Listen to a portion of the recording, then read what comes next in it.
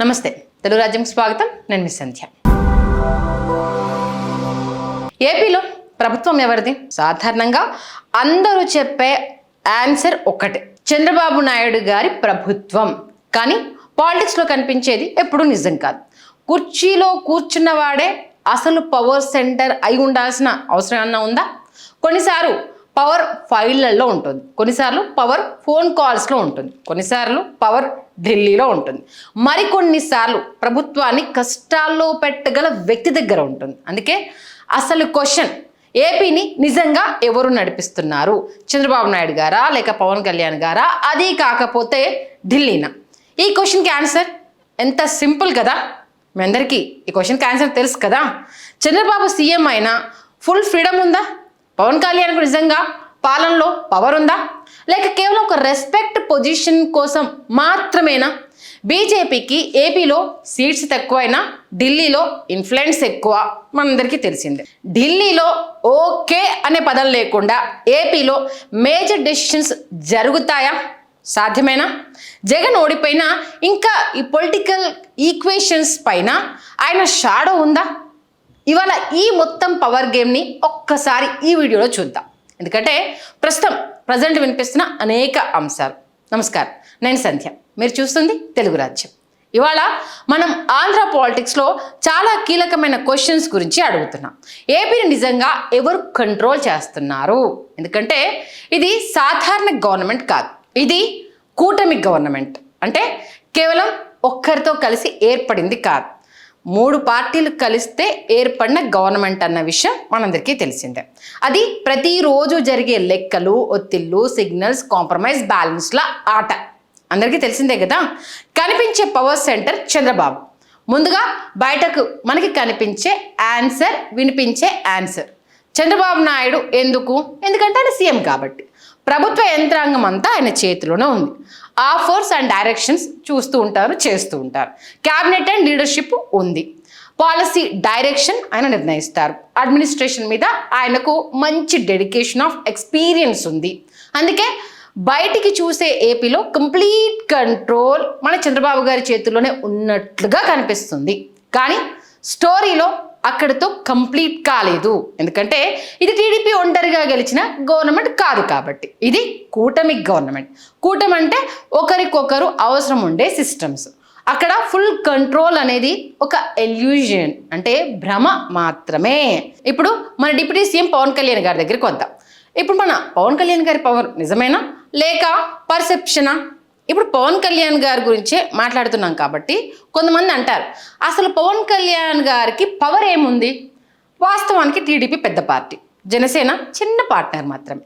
ఇది half truth. అంటే పాలిటిక్స్లో పవర్ అంటే కేవలం సీట్స్ మాత్రమే కాదు, ప్రజల్లో ఎమోషనల్ కంటెంట్ కూడా పవరే. ఒక స్టేట్మెంట్తో నరేటివ్ మార్చడం కూడా పవరే. గవర్నమెంట్ మీద ప్రెషర్ క్రియేట్ చేయగలడం కూడా పవరే. పవన్ కళ్యాణ్ దగ్గర ఏముంది? యువతలో స్ట్రాంగ్ ఫాలోయింగ్ ఉంది, కాపు సామాజిక వర్గంలో ఎమోషనల్ కంటెంట్ ఉంది, జనసేన కాడ్రీలో స్ట్రాంగ్ లాయల్టీ ఉంది. అన్నిటికంటే ముఖ్యంగా ఆయన అన్ప్రిడిక్టబుల్ లీడర్ అనే ఇమేజ్ ఉంది. పాలిటిక్స్లో అన్ప్రిడిక్టబుల్ లీడర్ అంటే చాలా పవర్ఫుల్ అన్నమాట. ఎందుకంటే ఎవరికి ఆయన ఏ మూవ్ తీసుకుంటాడో అనేది క్లియర్గా తెలియదు. అదే ఆయనకున్న బోర్గానింగ్ పవర్ని ఇస్తుంది. ఒక్కసారి ఇమాజిన్ చేయండి, రేపు జనసేన కార్డు ఓపెన్లీ అప్సెట్ అయిందనుకోండి, పవన్ గారికి ప్రాపర్ రెస్పెక్ట్ ఇవ్వడం లేదు అనే డిస్కషన్ మొదలైంది అనుకోండి, సోషల్ మీడియాలో అదొక పెద్ద నెరేటివ్ అయిపోతుంది. అప్పుడు కూటమి కంఫర్టబుల్గా ఉండగలదా? ఒక్కసారి ఇమాజిన్ చేయండి, కష్టం కదా. అందుకే పవన్కు మెజారిటీ లేకపోయినా ప్రెషర్ పాలిటిక్స్లో ఆయనకు రియల్ పవర్ ఉంది. అంటే ఇక్కడికి వచ్చేసరికి పవర్ మారిపోయింది. ఇక చంద్రబాబు గారి అసలు క్యాల్కులేషన్ గురించి ఒక్కసారి మాట్లాడదాం. చంద్రబాబు గారి యాంగిల్ నుండి ఒక్కసారి మనం చూసే ప్రయత్నం చేద్దాం. చంద్రబాబు గారికి పవన్ అవసరమా? గవర్నమెంట్ నడపడానికి బహుశా అంత అవసరం లేకపోవచ్చు వాస్తవానికైతే మాట్లాడుకుంటే. కానీ పొలిటికల్ స్టెబిలిటీకి అయితే పవన్ కళ్యాణ్ గారు చాలా అవసరమని చెప్పక తప్పదు. ఎందుకంటే 2024 విక్టరీ కేవలం టీడీపీ మెకానిజం వల్ల మాత్రమే రాలేదు. 2024 విక్టరీ కేవలం టీడీపీ వల్ల మాత్రమే అవ్వలేదు. అది యాంటీ జగన్ ఓటింగ్ కన్సాలిడేషన్ వల్ల వచ్చింది. అంటే టీడీపీ, జనసేన, బీజేపీ కలిపి కంటెస్ట్ చేసిన ప్రభావం వల్ల వచ్చింది. పవన్ కళ్యాణ్ తీసుకొచ్చిన ఎమోషనల్ వేవ్ వల్ల కూడా వచ్చింది. అంటే ఆ విషయం చంద్రబాబు గారికి తెలుసు, ఇది చాలా మందికి కూడా తెలుసు. పవన్ను ఇగ్నోర్ చేయలేరు. కానీ అదే సమయంలో పవన్ చాలా ఇండిపెండెంట్ పవర్ సెంటర్గా ఎదగకూడదని కూడా చూస్తారు. అదే కాకులేషన్ పాలిటిక్స్లో రియల్ బ్యాలెన్స్. రెస్పెక్ట్ ఇవ్వాలి కానీ లిమిట్స్ ఉంచాలి. పొజిషన్ ఇవ్వాలి కానీ ఫుల్ కంట్రోల్ ఇవ్వకూడదు. పక్కన పెట్టకూడదు కానీ పూర్తిగా ముందుకు కూడా రానివ్వకూడదు. ఇది చాలా డెలికేట్ పొలిటిక్స్ మేనేజ్మెంట్ అని చెప్పొచ్చు. ఇక నెక్స్ట్ ఢిల్లీ. కనిపించదు కానీ ఇంపాక్ట్ చాలా ఉంటుంది. ఇప్పుడు బిగ్గెస్ట్ విజిబుల్ ఫ్యాక్టర్. ఏపీలో చాలా మంది అంటారు బీజేపీకి ఇక్కడ అంత స్ట్రెంగ్త్ ఏంటి, వాళ్ళకి అసలు ఎన్ని సీట్స్ ఉన్నాయి అని. అది కరెక్టే. ఏపీలో బీజేపీకి ఇండిపెండెంట్లీ పెద్ద ఓటు బ్యాంక్ లేకపోవచ్చు అంటే లేదు అన్న విషయం జగమెరిగిన సత్యం. కానీ ఢిల్లీ ఇన్ఫ్లుయెన్స్ని ఏపీ సీట్స్తో మాత్రమే మెజర్ చేయలేరు. కానీ ఢిల్లీ దగ్గర ఏముంది?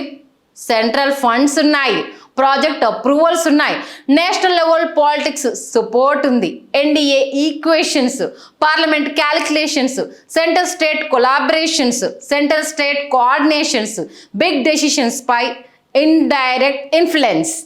కాదంటారా? చెప్పినవన్నీ పాయింట్స్ కరెక్టే కదా. అందుకే ఏపీలో బీజేపీ చిన్న పార్ట్నర్ అయినా ఢిల్లీ మాత్రం చిన్న ప్లేయర్ కాదు. రాష్ట్రంలో పాలిటిక్స్లో కనిపించని హ్యాండ్ ఉంటే అది చాలాసార్లు ఢిల్లీదే. ఇది నేతలకే కాదు సామాన్య ప్రజానికానికి కూడా తెలుసు. ఇక్కడ ఎవరికెవరు అవసరమో ఇప్పుడు ఆ పవర్ ఈక్వేషన్స్ని ఒక్కసారి సింపుల్గా చూద్దాం. చంద్రబాబు గారికి ఏం కావాలి? స్టేబుల్ గవర్నమెంట్ కావాలి, సెంట్రల్ సపోర్ట్ కావాలి, ఏపీకి ఫండ్స్ కావాలి, పవన్ అన్హ్యాపీ అవ్వకూడదు, జగన్ కంబ్యాక్ స్పేస్ అసలు ఇవ్వకూడదు. మరి పవన్ కళ్యాణ్ గారికి ఏం కావాలి? రెస్పెక్ట్ కావాలి, గవర్నెన్స్లో రిలవెన్స్ కావాలి, తన క్యాడర్కి కాన్ఫిడెన్స్ ఇవ్వాలి, తాను కేవలం సపోర్ట్ లీడర్ కాదని ప్రూవ్ చేయాలి, ఫ్యూచర్ పొలిటికల్ గ్రోత్కి స్పేస్ కావాలి. ఇక ఢిల్లీకి ఏం కావాలి? ఏపీలో ఎలియన్స్ స్టేబుల్గా ఉండాలి, సౌత్ ఇండియాలో పొలిటికల్ ప్రెషర్ మెయింటైన్ కావాలి, ఎన్డీఏ స్ట్రెంత్కి ఏపీ సపోర్ట్ ఉపయోగపడాలి. అంటే ముగ్గురికి ముగ్గురు ఎంత అవసరమో, ఎంత లాజిక్ ఉంది క్లియర్గా తెలుస్తుంది కదా. అందుకే ఎవరికి కంప్లీట్ ఫ్రీడమ్ అనేది ఇక్కడ లేదు. ఇక ఇంకో పాయింట్కి వద్దాం. జగన్ ఓడిపోయినా గేమ్లో ఉన్నాడా అంటే ప్రస్తుతం ఎంత ప్రభుత్వము కూటమిలో ముందుకెళ్తున్నా జగన్ ప్రస్తావన లేకుండా ఒక్కరోజన్నా నడుస్తుందా? ఇక్కడ ఇంకో ఇంట్రెస్టింగ్ యాంగిల్ ఉంది. జగన్ ఇప్పుడు అధికారంలో లేరు కానీ ఆయన ఇన్ఫ్లుయెన్స్ పూర్తిగా పోయిందా అంటే లేదు అని ఖచ్చితంగా చెప్పొచ్చు. ఎందుకంటే స్ట్రాంగ్ అపోజిషన్ ఉంటే రూలింగ్ అలియన్స్ మోర్ కేర్ఫుల్గా ఉంటుంది. జగన్ వీక్గా ఉంటే అలియన్స్ ఇంటర్నల్గా కాంపిటీషన్ పెరుగుతుంది, అలియన్స్కి ఒక కాంపిటీషన్ పెరుగుతుంది. జగన్ స్ట్రాంగ్గా కనిపిస్తే అలియన్స్ మళ్ళీ చాలా వీక్గా ఉన్నట్టుగా ఉంటుంది. అంటే జగన్ బయట ఉన్నా ఆయన షాడో ఈ కూటమి పాలిటిక్స్ పై ఇంకా ఉంది. ఓడిపోయిన లీడర్ కూడా గెలిచిన సంకీర్ణ ప్రభుత్వాన్ని ఇన్ఫ్లుయెన్స్ చేయగలడు అనేది ఇక్కడ ఆ షాడో తెలియజేస్తుంది. అసలు పవర్ ఎవరి చేతిలో ఉంది? ఇప్పుడు డైరెక్ట్గా చెప్పాలంటే రోజువారీ పాలనలో కంట్రోల్ చంద్రబాబు గారి చేతిలో ఉంది. పబ్లిక్ ఎమోషన్ క్రియేట్ చేసే పవర్ పవన్ కళ్యాణ్ గారి దగ్గర ఉంది. Strategic pressure, funds, national equations ఆ విషయం వచ్చేసరికి ఢిల్లీ ఇన్ఫ్లుయెన్స్ చేస్తుంది. ఇక అపోజిషన్ ప్రెషర్ రూపంలో జగన్ ఇంకా గేమ్లోనే ఉన్నారు. అంటే ఏపీ పాలిటిక్స్ ఇప్పుడు వన్ మ్యాన్ షో కాదు, ఇది మల్టిపుల్ పవర్ సెంటర్స్తో నడుస్తున్న పొలిటికల్ చెస్ బోర్డ్ లాంటిది అన్నట్టు. ఇక్కడ ఒక ప్రమాదం ఉంది. ఈ కూటమికి బిగ్గర్ రిస్క్ ఏంటి అంటే బయట నుంచి కంటే లోపల నుంచే రావచ్చు అనేది. ఇక్కడ 3 సిచ్యువేషన్స్ చాలా ఇంపార్టెంట్ అని చెప్పొచ్చు. మొదటిది జనసేనతో మద్దతు. అంటే మనకు రెస్పెక్ట్ రావడం లేదు అనే ఫీలింగ్స్ పెరిగితే అది పెద్ద ఇష్యూ అవుతుంది. రెండవది Delhi priorities. AP local needs match లేకపోతే ప్రెషర్ మొదలవుతుంది. మూడవది జగన్ మళ్ళీ పబ్లిక్లో స్ట్రాంగ్గా కనిపిస్తే ఎలియన్స్లో క్యాల్కులేషన్స్ మొత్తం మారిపోతాయి. అందుకే ఈ గవర్నమెంట్ స్ట్రాంగ్గా కనిపించినా లోపల బ్యాలెన్స్ చాలా కేర్ఫుల్గా మెయింటైన్ చెయ్యాలి.